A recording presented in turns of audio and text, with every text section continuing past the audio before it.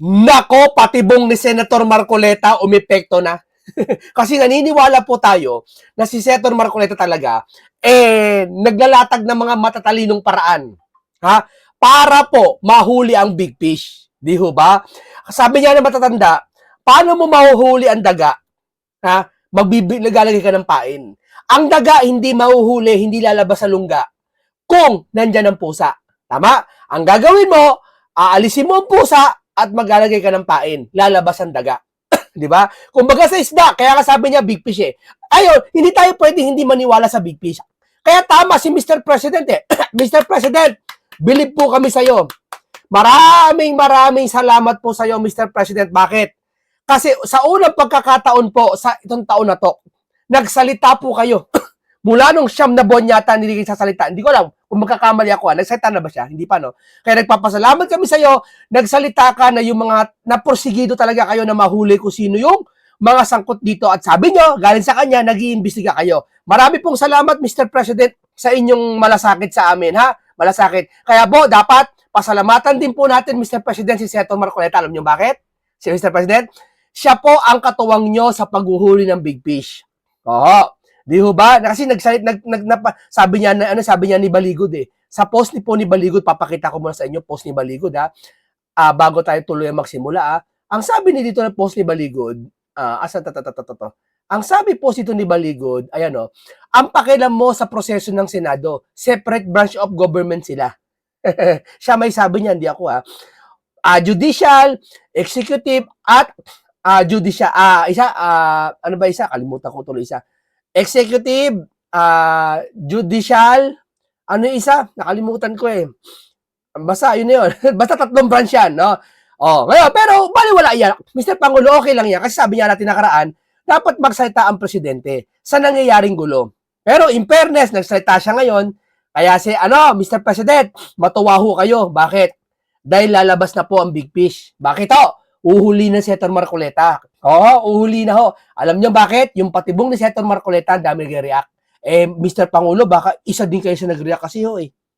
Baka naman po nadamay lang kayo sa patibong ni Senator Marcoleta. Bakit? Yung motion niya na kung saan kay Batok, ay hindi lang kay Bato, na pwedeng video conference na bumoto. Di ba? Motion ni Senator Marcoleta yun eh. Ang dami nag-react, mga pink flower, mga loyalista, napaamin tuloy ni Senator Marcoleta, hindi na paamin na literal na umamin. Nahayag na sila, gusto nila makulong si Bato. At teka muna, nahayag din sa patibong ni Senator, para sa akin patibong yun eh. Patibong yan eh. Alam naman siguro ni Senator Marcoleta din na yung motion na yan, hindi papayag ang marami. Hindi papayag yung mga tao eh. Pero syempre, ginawa niya pa rin. At in the same time, nakita namin kung sino yung mga ayaw niyang kay Bato. At nagtataka kami, bakit pursigi sila na hulihin si Bato? Alam mo, sabi pa nila, sino makakakita dyan, tulungan nyo mga Pilipino, tulungan nyo na si Bato. Kung makita nyo, sabihin nyo na. Biruin mo ha. Kulang na lang, baka sa 1 linggo maglagay ng patong sa ulo. Siguro mga 2 million, 1 million, parang atong ang na rin. Talagang gustong-gusto nila mahuli si Bato. Bakit? Talagang napakahalaga ni Bato. Hindi lang si Bato at ibang senador. Diba? Hindi na pinag-uusapan ito impeachment. Diba? Ang pinag-uusapan dito, yung patibong na nilatag ni Senator Marcoleta na motion. Ang motion na yun yung video teleconference o via stream na sabi niya, BBM opposes proposal to allow senator to attend session via online. Ayaw niya. Sabi ni Kati Binag, takot, ha. Hindi, wala tayong kasalanan dyan. Ibig sabihin, depende na lang kay, sabi niya, dapat di mangingilam ang executive doon sa branch ng Senado, no? Pero sige, Pangulo yan din hinihintay natin, siya ay mangilam na dahil nag-aaway-away na, no? Ngayon, dito po, ang pinakamahalagang bagay po kasi mangyayari dito, kay Bato de la Rosa, nahayag sila unti-unti. Bakit? Kasi ayaw nilang malaman yung blue ribbon. Hindi po pwedeng matuloy ang blue ribbon basta-basta. Ano kinalaman ni Bato sa blue ribbon? Ano kinalaman ni Bato? Ang layo naman eh. Kasi yung palit liderato. Pag nakulong si Jinggoy, baka bukas makulong na si Jinggoy, di alam eh. Si Bato makulong na. Pwede anytime anong mangyari. Matakot yung iba lumipat doon kalasin is one bull. At pag lumipat yon, malamang sa malamang, mapapalitan na liderato. At pag nagpalit na liderato, kita naman natin, hindi nag-iimbestiga yung mama doon sa Senado. Di ba? Kaya Mr. Pangulo, salamat sa iyo, lumabas ho kayo. Hindi lumabas. Nagsalita ho kayo tungkol dito. At sana ho yung pagsasalita nyo po dito diyan kay Bato na ayaw nyo ng teleconference. Sa motion ni Senator Marcoleta, ayaw nyo. Sana sinaway nyo na rin po yung flood control issue na hindi po nag-iimbestiga si Pinky noong mga panahon na yon. Sana po nangilam din ho kayo. Yun po hinihintay po talaga namin. Hindi naman ito motion na to eh. Di ho ba? Para sa akin patibong yun. Patibong. Kasi naglabasan lahat eh. Para mga lungga sa daga naglabasan, sasalita. Walang tigil si Pinky pag-interview. Si Erwin, walang tigil sa pag-interview. Bakit? Anong ibig nyo sabihin? Di ba sa 18 Maris kasama pangalan nila? Nakatanggap pati isa si One Bull. Di ba? Hindi. Kasi papatawag ng Blue Ribbon, malapit na. Hindi natin alam, ha? Pero ito, painggan natin to si Mr. President. Painggan natin ang kanyang pahayag, Member of the upper chamber, how concerning is this? Very. I watched with horror that this is the Senate, that the Senate has become this. I look at my other fellow senators. Madalas kaming nagtitinginan ni E.S. Ralph. Sinasi, ganyan ba tayo nung senador tayo? Meron ba tayong ganyan na ginagawa? Hindi tayo ganyan. Paano nangyari? Yung Sir, okay lang ba sawayin ko kayo? Okay lang po ba? Karapatan ko yun eh. Pilipino ako eh, di ba? Ano ako eh. Freedom of speech, pwede ho ba? Okay lang Yung sinasabi nyo, wala namang ganyan nung Senado kayo ni Ralph Recto. Sir, iba panahon ngayon. Yung panahon ngayon, sir, puro mga nakurakot. Yan lahatin ko. Wala ko, hindi lahat. Wala ko tutukuyin, pero panahon ngayon, kasagsagan ng kurakot. Sa panahon nyo siguro, baka meron din, pero hindi nyo matuklasak. Maaaring ganon, hindi nyo nalalaman. No, iba kasi panahon ngayon, sir, kung saan marami madadamay. May nagsalita isa, may imbestigahan, madadamay. Di ho ba, sir? Yun ang pinagkaiba ngayon sa panahon nyo po, sa panahon ngayon. Hindi na kagaya nung panahon natin. Dahil personalan na eh. Naging personal, ang babaw na ng usapan. Sir, taga muna, sir. Anong personal, anong mababaw doon, sir? Specific niyo po sa amin, di namin maintindihan. Kasi puro sa amin po, hindi mababaw eh. Bigyan ko kayo example, sir, okay lang ba? Kwento ko kayo, Si Marcoleta, nagagalit kay Pinky. Nagkakapersonal silang dalawa, tama kayo doon. Pero hindi mababaw ang pinag-usapan nila. Bakit? Kasi si Pinky ho, kung inyong nalalaman, hindi po nagpapatawag na gustong ipatawag ni Marcoleta. Hindi naman para sa sarili ni Marcoleta eh. Kasi natural lang po, sa logic, dapat ipatawag lahat ng pinangalanan para malaman ang katotohanan. Kung hindi siya sangkot, di okay, pauwiin. O hindi ka sangkot, o umuwi ka na. At least may alam siya, may iaambag siya, sir. Kaso wala hong ganun eh. Kaya nag-aaway silang dalawa. Yun po. Hindi ko malaman saan nyo kinuha yan sa itang yung sinasabi nyo mababaw. Para po kasi sa amin malalim po yun eh. Opo. Kasi para sa bayan po yun eh. Si Pinky Peñalaba, bayan din naman eh. Si Senator Marcoleta, sa bayan din naman. So ano ho bang mababaw doon? Dahil ang kwento ko nga, yun na nga, kwento na, meron mga senador na pagka meron kami pinag-uusapan na sa trabaho, hindi kami nag-agree talaga. At saka tatayo, mag-interpolate, at saka yung interpolation talagang mabigat. At saka, interpolate o interpolate? Ano ba tama? Well-studied and no-holds-barred interpolation. Pero after pag-upo namin, magkakape naman kami, kakain kami ng magkasabay, hindi personal. Sir, hindi nga namin personal kasi sa panahon nyo yan. Ang panahon ngayon kasi, sir, talagang hinihingi ng pagkakataon na nagkakaroon ng personalan. Kasi nga, yung flood control issue na yan, sir, hindi maimbestigahan. Pero kung sumunod lang talaga, hindi na palitan si Senator Marcoleta Blue Ribbon, sir, huli na big fisher eh. Wala na dapat maitang ulo dyan sa Senado, sir. Yung po ang dahilan ngayon, sir. It's about work. It's not about personalities. Nagbago eh. Tapos, narating pa tayo sa putukan. Tapos, fake pala yung putukan. Tenda muna, sandali muna. Sir, anong fake putukan, sir? Ano siya sabi niyong fake ang putukan? Hindi namin mag-get, sir. Yung ba nangyaring putukan, fake? O yung pumutok, fake? Kasi pag sinabi niyong putukan, kasama NBI doon. Tama ho ba? Tama ho ba? Termino lang. Hindi ko man, kaya nililinaw niyo dapat, sir eh. Ano ibig sabihin ng site ang putukan? Fake ang putukan. Kasi pag sinabi, kasi may mga nagsasabi, si Aplaska daw, nagpaputok, scripted para makatakas si Bato. Possible. Di ati, tsorya. Di ati masasabi yon. May nagsasabi naman, scripted. Pero kung scripted naman, bakit yung NBI nakikipag-script ba? Kahit yung sinasabi nyo naman putukan fake, alin ang putukan doon, sir? Kasi dalawa putukan, sir eh. Yung kay Aplaska pati sa NBI. Alin ang fake po doon, sir? Para gusto namin malaman. Kasi yung maliligaw ho, taong bayan ho, pag sinabi, ang putukan doon, fake. Iisipin nila fake yung sa kay Aplaska. Hindi namin alam kung fake yung sa NBI. Alin po doon ang fake? Dapat sinabi nyo ho. Yan ang mahalaga sa termino. Tatandaan nyo, lalo pag mataas ka sa posisyon, senador ka, governor ka, mayor ka, presidente ka, dapat nag-iingat ka sa salita. Oo. Kasi kasi nasanay ako sa ganyan eh, sa Bible eh. Kailangan di ka pwede magkamali. Yung ang, nang, magkakaiba yan eh, ng kahulugan eh. Sabi niya kasi putukan eh. Alin ang putukan doon?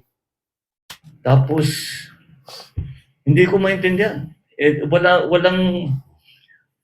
Walang nangyayaring kagaya na nung panahon ko sa Senado. Of course, Sir, wala nangyayari kasi sa panahon nyo, sir, maaaring hindi natuklasan yung kurap o kaya wala namang kurap. Pwede. Ngayon kasi, sir, kayo nagpasimula, sir. Kayo nagpasimula neto, investigasyon. Tumutulong nga kami sa iyo, sir, eh. Tumutulong kami ni Senator Marcoleta sa inyo. Nahulihin yung big fish, di ba? Yun din naman sagot nyo eh. Ayaw naman siguro. Kung wala, di ko naniniwala may big fish, maragdagan yung mga kakasuhan. Tama? Mapa Duterte man yan o sino man yan, madagdagan. Tama ho ba, sir? Am I right, sir? Sabi ni Tulpo. Yes, sir. Di ba? Am I right, sir? Di ba, sir? Tama ho ba? Kaya po, dapat po, kayo nagpasimula, dapat take nyo yung risk na talaga magkakagulo.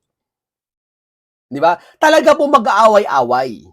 Meron ba naman halimbawa, lahat kayo nasa isang compound. Sinabi mo sikreto na, mayroong korupsyon dito. Ha, turuan na. Sa tingin mo, sir, di magtuturuan yung mga yon? Sa tingin mo, hindi mangingilag lahat yung mga yon? Mag-aaway-away doon, may possible na may gurguran doon, sir eh. Asahan nyo na yun, sir. Di ba? Para naman ho kayong iba ho, sir. Eh, di ba kayo nagpasimula ng investigasyon? So, ibig sabihin dapat take a risk. Kung ano yung may away-away dyan, sawayin nyo na lang. Pagsabihin nyo na lang, payuhan nyo na lang. Di ba? the only basis for comparison that I have is the time that I was in the Senate. And I never imagined that the Senate would descend into this kind of what's happening right now.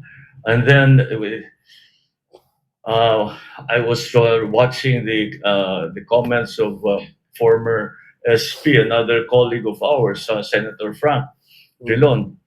Sabi niya, paano nangyari dito? The Senate is now sheltering fugitives from justice. Sir, sawayin ko kayo ha. Alam ko hindi mo sinabi yan. Kinukwento mo lang ngayon yan, pero sasawayin ko yung nagkwento sa'yo, ha? Sir, mali yung sasabing fugitive justice, taguan ang Senado. Una-una, sir, alin ang justice? Justice ng ICC? Sir, kung justice ng Pilipinas, ha, dito ikulong. Pero kung sasabihan nila kung sino man nagsabi sa'yo niyan, na tinataguan ng Senado dahil sa justice, alin ang justice? Pilipinas? Kasi kung dito dapat ikulong, dito ikulong. Nasa bilibid siya o sino man jail o ano mang kulungan, dito ikulong si Bato. Payag kami, payag si Bato malamang. Di ba sabi ni Robin? Ikulong si Robin kung di papayag. Siya nagsabi na pag may justice system sa Pilipinas at dito kasuhan, kukulong eh.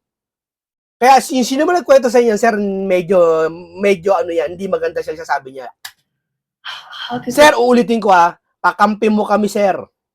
Mr. President, kakampi mo kami nila Senator Marcoleta sa pag-iimbestiga ng big fish kung sino. Sabi niya ni Senator Marcoleta, kaya nga may pain siya ngayon eh, motion.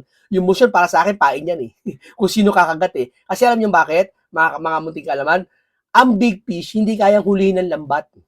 Ang inahuhuli ng lambat yung kumpulan. Random fish mahuhuli. Kaya lambat, marami ka mahuhuli. Pero yung big fish na malaki, kaya nga big fish eh. Malaki pa eh, no? Hindi mo mahuhuli yun. Ang kailangan doon, pamingwet na may pain. Para dahan-dahan lalabas yung isda. Pag marami, pwede naman lambat. Pero pag lambat, mabubulabog yung malaking isda yun eh. Baka mahirapan ka pa. Pag papamingwet na original, talagang matibay, kailangan magbaon ka ng pain. Magklawit ka ng pain. Yun ang ginagawa ni Senator Marcoleta. Pinapainan na sila. At isa-isa na silang lumalabas. na nagre-react pala. Nagre-react. Umiepekto na ang pain ni Senator Marcoleta. Ang patibong. Tsorya ko yan. Kaya Mr. President, kakampi ka namin. Huwag kang mag-alala. Oo, bakit? Uhulihin namin ang big fish. Katuwang mo kami dahil nagpasimula ka naman, di ba? O, uhulihin. Ang namin lang, sir, pakiusap na namin, sir, pabayaan mo yung mga nagsasalita. O, pero pag minura ka at sabi, Marcos resign, ay hindi naman pwede yun. Hindi naman tayo ganun dito eh. Yung Marcos resign, Marcos ganyan, hindi naman tayo ganun dito. Dito, inuhuli namin ang big fish. O ano, stand ni Senator Marcoleta yung stand dito. Eh, no, may picture pa nga ako lagi, oh. Hindi nawawala yan sa lahat ng topic ko. Di ba? Tama ho ba, sir? Tama ho ba kami? Ha? Di ho ba? Uhulihin po namin big fish, tutulungan ho namin kayo. Wag ho kayo mag-alam, malapit na ho. alam dyan ng mga nanonood ko. Read between the line. I don't understand how a Senate is supposed to function if those are the kind of things that the Senate is embroiled in. I hope they figure it out soon. I really do. Thank you, Mr. President. The next question. Sabi niya dito ni Cathy Binag. Sabi dito ni Cathy Binag. Sabi dito, itong post ni Senator Marcoleta, Vice Chairman, dito sila nanginig eh. Yung mga crocs, dito sila nanginig eh. Kaya gumagalaw lahat eh. Lahat na nag-react na eh. Nag-react na. Ayaw sa motion ni Marcoleta. Eh kung paano ko sabihin ko sa iyo yung motion ni Marcoleta, pain lang yun, patibong lang yun. Hindi talaga yun ang balak ni Marcoleta. Secret! Hindi, pero gusto talaga ni Marcoleta yun, ang motion na yun. What if kung patibong lang yun? Para malaman talaga kung sino, malaman ng taong bayan, malaman kung sino kakampi sa ayaw kay Bato. Kasi kung ayaw mo kay Bato, isa lang ibig sabihin yan. May gusto mong palit liderato. At yung investigasyon ng Blue Ribbon, alam mo na. Eto, basahin natin si Cathy Binag. Ang sabi ni Cathy Binag, takot mapatawag si Martin sa si Charis. Sabi niya, takot na sila gagbad butod na umpisahan ang Blue Ribbon investigation.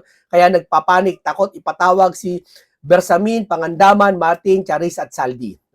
Martin, magsalita ka na, ituro mo na ang tunay na mastermind.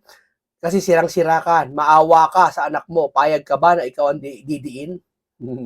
Di ba? Laro-laro lang yan eh. Yes, sir, just one quick follow-up. Kasi sir, there are also concerns na because of the series of cases filed to some of the senators that are part of the majority bloc, including Senator Ivy, she said that, maybe the majority 13 is being targeted. Are they Is being? targeted? Look, almost a year ago, ang sinabi ko sa taong bayan, kailangan malaman ng buong taong bayan ang katotohanan. At nung kami ay pinag-aaralan ng Ombudsman, ng Department of Justice, lahat ng mga aligasyon na dumating dahil sa flood control, maraming nagsasabi, bakit wala pang nangyayari? Bakit wala pang nangyayari? Bakit ang tagal ninyo? Namimili lang yata kayo kung sino yung i-prosecute ninyo. Ngayon, nandito na. At dahan-dahan lumalabas na ang katotohanan.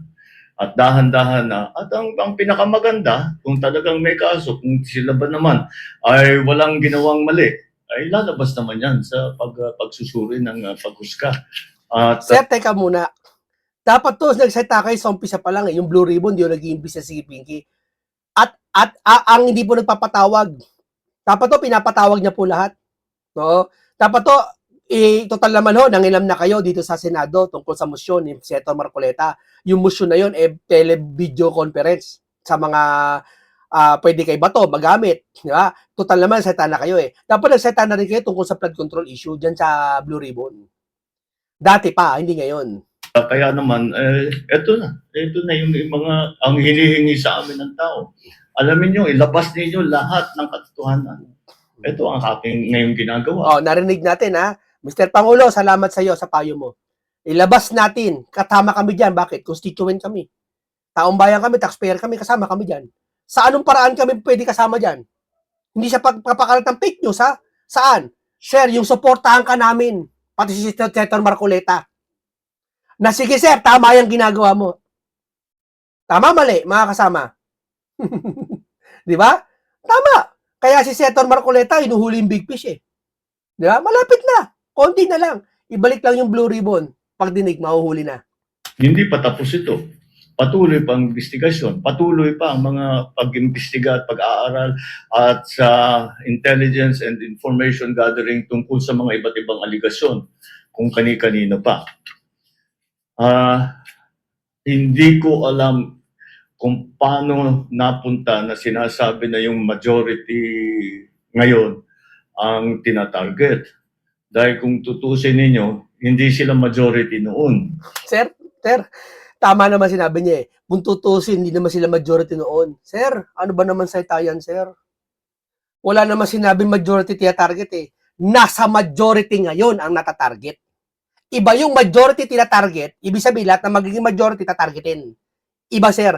Ang sinasabi ng karamihan, sir, ha, nasa majority ang tinatarget. Meaning, dati sila nasa minority, ngayon majority na, natatarget sila. Yun ibig sabihin, nasa. Hindi majority. Kasi pag sabi majority, kabuuan yun. Para isang bigyan tayo example. School. Buong school yun, target. Nasa school. Hindi school ang target. Nandun sa loob ng school ang target. Gets nyo po? Hindi po, wala po nagsasabi. Siguro iba mali magsalita. Kaya nasasabi ni Mr. Pangulo yan. Pero sir, mali po yan. Yung natatarget ng majority. Nasa majority ngayon ang natatarget. At yan ay tsura ng marami. Kasi nasa majority ang mga kinakakasuhan. So, that does not apply. It was because of the allegations that were made and the investigations that were conducted upon learning of those allegations against kung sino man. And kung ano man ang naging alignment sa Senado, walang kinalaman yun. Ito pa rin ang mga tao na lumabas ang mga pangalan doon sa, kung titignan ninyo, ano ang kung saan pinagbabasihan lahat. Saan pinagbabasihan lahat, sir? Saan po? ICI po ba? Yung pinasimulan nyo? O sa Blue Ribbon? Painggan nyo. Itong mga ito ay doon sa testimonya sa Blue Ribbon Committee. Testimonya sa Blue Ribbon Committee? Sino dun? Sir, konti lang yun. Saka sir, hindi nag-iimbestiga si Pinky siyam na buwan. Pinag-imbestiga siya simula pa, yung sa simula. Pero konti lang yun. Hindi ba napatawag? Sabi niya may 69 o 68 na contractor. Pero hindi pinatawag, sir. Malaking bagay yun, sir. Hindi pinatawag. Marami po hindi siya pinatawag, sir. Ang dami po talaga. Yung binanggit ni Kati Binag, si Bersamin, Pangandama, hindi pinatawag. Yung namatay na nga lang si Cabral, hindi pinatawag eh. Di ho ba? Dapat ipapatawag yun siya Blue Ribbon noon. Dahil kung si Senator Marcoleta ang Blue Ribbon panahon na yun, ay patawag na si Cabral. Ay hindi ang naabutan ng kamatayan ng tao, hindi na patawag eh. Doon naman lumabas lahat dito. Doon lumabas lahat ito sa Blue Ribbon, sir. Sigurado kayo. Binigay ng Blue Ribbon Committee sa Ombudsman. Binigay ng Blue Ribbon Committee sa Ombudsman, yung nagpalit na ng Senate President, si Cayetano na. At ang binigay ni Pinky, partial. Na gusto papirmahan kala Marcoleta. Na ayaw pirmahan kasi partial. Hindi kabuuan. So, ibig sabihin, sir, yan nakarating sa inyo, sir, partial lang ata yan. Hindi, wag natin husgahan. Opinion ko to eh. Nagtutorya ko eh. Sa DOJ, ang mga findings nila, ito ang naging resulta ngayon. Ibig sabihin, sir, yung ICI, sir, wala kayo nilabas dyan. Eh, di ba kayo na gano'n yan? Ba't Blue Ribbon? Sir, kasi wala kami tiwala sa Blue Ribbon, sir eh. Kaya siya sabi nyo, kababawan sa Senado, hindi pa mababaw yun. Nag-aaway-away po dyan sa Senado dahil po talaga ayaw mag-imbestiga nung mama na yun, sir. Dapat to sana, kung nagsalita ho kayo tungkol dito sa nagsalita na rin kayo tungkol dito sa Blue Ribbon na yan. Ayaw po mag-imbestiga. Nagsusumbong kami sa'yo, sir. Hindi ka namin sinisisi. Nagsusumbong kami sa'yo sa nangyayari sa Blue Ribbon ho. Nung chairman pa siya, si Pinky ho. So it has nothing to do with the alignment. Hindi ka namin pinagbibintangan dito sa Munting Kaalaman. Hindi ka namin sisisi. Nagsusumbong kami sa'yo. Eh kung magbago yan, the alignment is different again tomorrow. Hindi, I'm not saying it will be. But if the alignments are different again in terms of the majority, eh paano mo sasabihin pag nagbago na naman yan? So walang kinalaman yung majority, minority sa Senado. Ito ang dahil sa resulta ng mga investigasyon ng Blue Ribbon Committee at ang iba't ibang ahensya ng pamahalaan. Ayun, pwede. Pero Blue Ribbon, sir, never. Partial lang yun.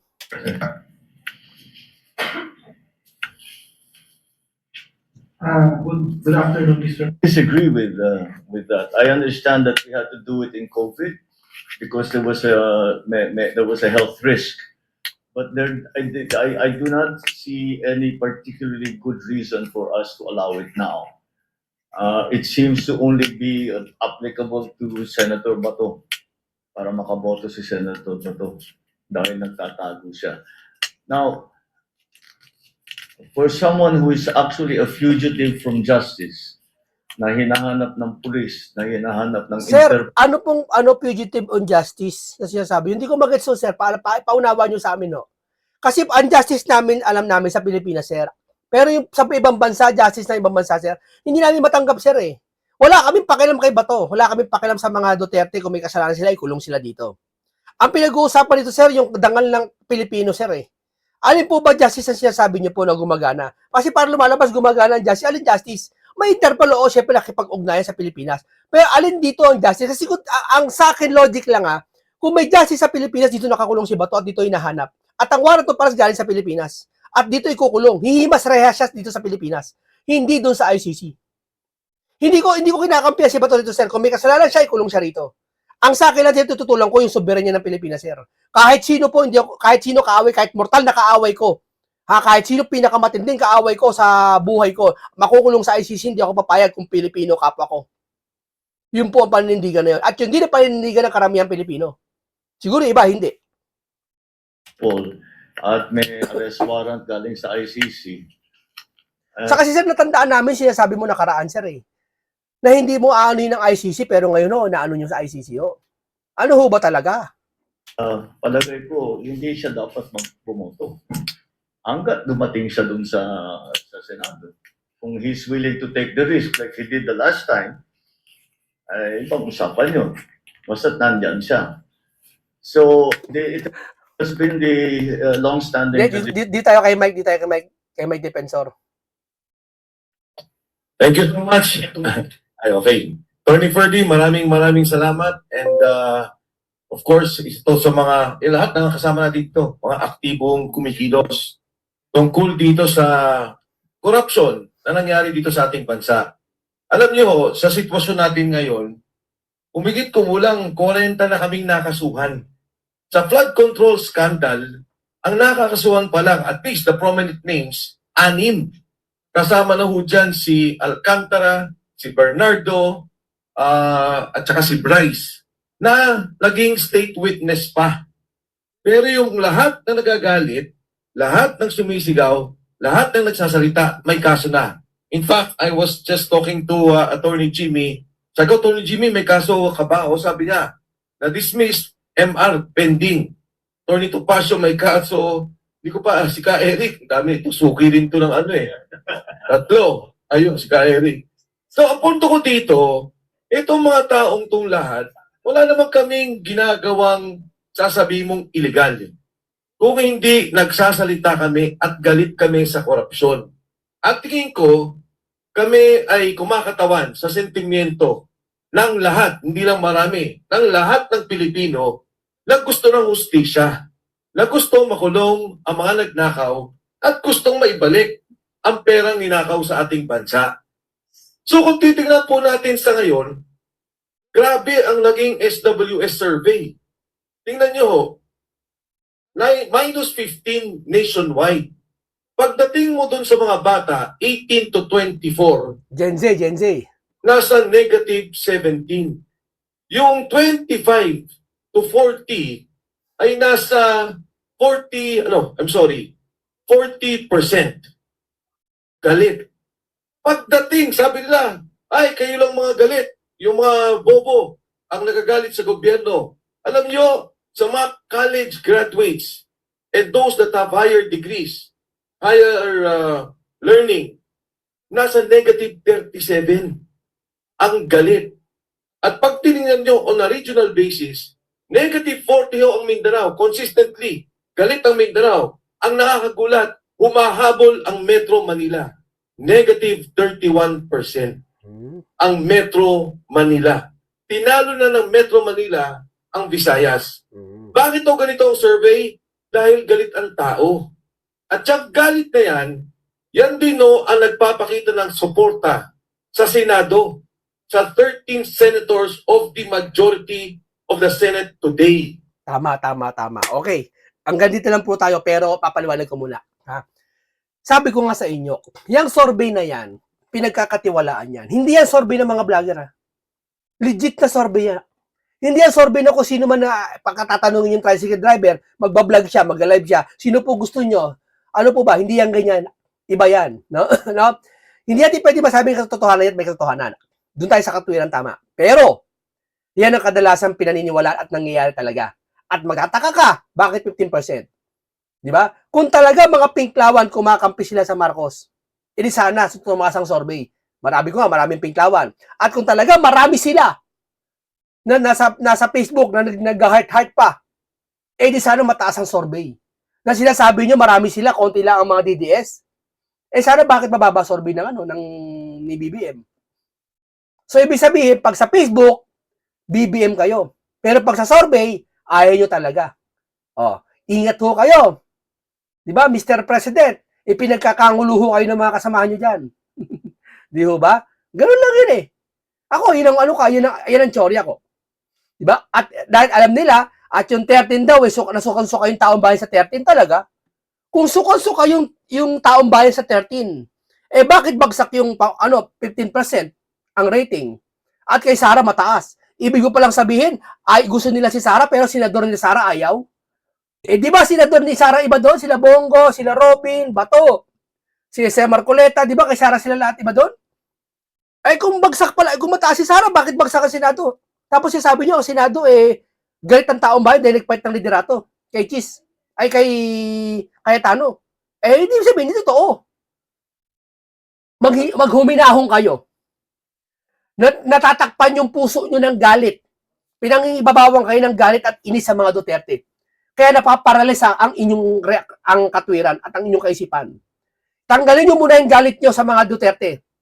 Tuklasin natin kung sino mastermind. Mauubos lahat at matatapos lahat ng sitwasyon na to, magkakaayos lahat. Sabihin ko sa inyo. Maliban siyempre sa mga ibang pinklawan, ayaw talaga makipag-ayos niyan.